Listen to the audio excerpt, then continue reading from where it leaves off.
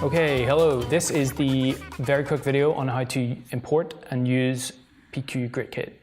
So to get started, you're going to want to import it. Either you can go and drag in these clips separately if you know what you want, if you're familiar with it.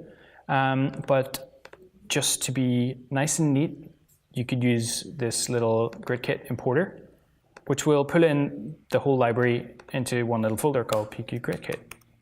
It's all already split into little categories that I thought made sense. So you're going to need to get familiar with those, see which ones you like, see whatever fits your style. There's way too many to even start to go into.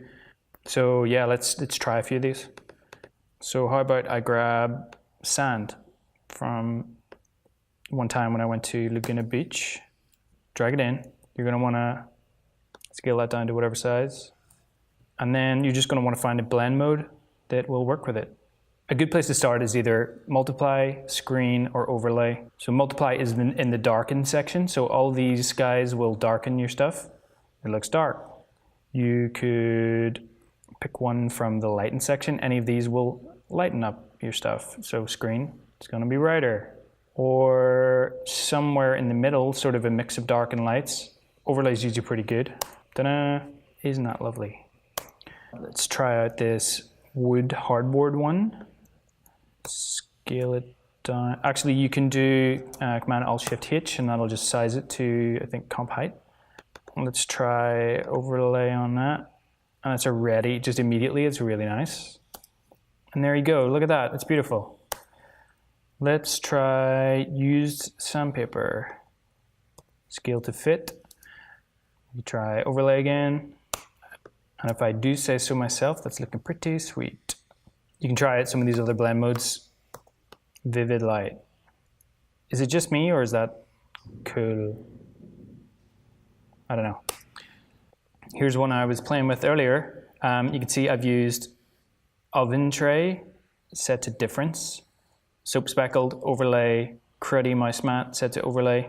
And like the cool part is like, you know, these are just dropped over. Like you can see this is just a solid in the background. Like if I solo these two, it's just that. You know, and to get an idea, like this, I could still just modify the color of the solid back here and you can start to appreciate like what's going on there. Here's another one that I've used with a sponged ink pattern and with another ink roller texture as well to blend the text. These originally were colored inks and colored paints and whatever. That's why you can see colored titles in there even though like they're all black and white. Like I really like this sort of use for this. So here's a good example of how I think you should be using curves or levels to sort of pull the black and white points of each of the things. If I just solo this guy for a second and turn off, so basically when you bring it in, it's like this. It's sort of a little bit subtle, there's a lot going on, there's a lot of detail in it, but I just find that if you just pull your white point and then you really get to pull out, like you make these details really, really strong. This is actually just in front of a red solid. So I'm multiplying it to knock out all the highlights, which is why you can see through it there. You know, you're just seeing right through the base layer underneath. Generally, if you want to pull out the highlights, you just pull that back, make the highlights more predominant. If it's a bright texture and you want to pull out the darks, you know, you could bring in that black point. So you're going to really want to like get in and like pull out the detail that you want. I also just wanted to show like a nice use case for this, which is basically using the textures as luma mats to break up different images. In this case, I'm using text, which is basically, so I'm setting the bright parts of this crayon texture, which looks like this.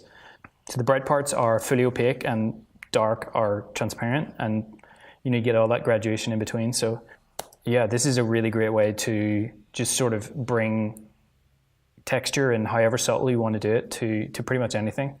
Yeah, and you can like decide again with curves, you can decide, so this is your black point, this is essentially transparency.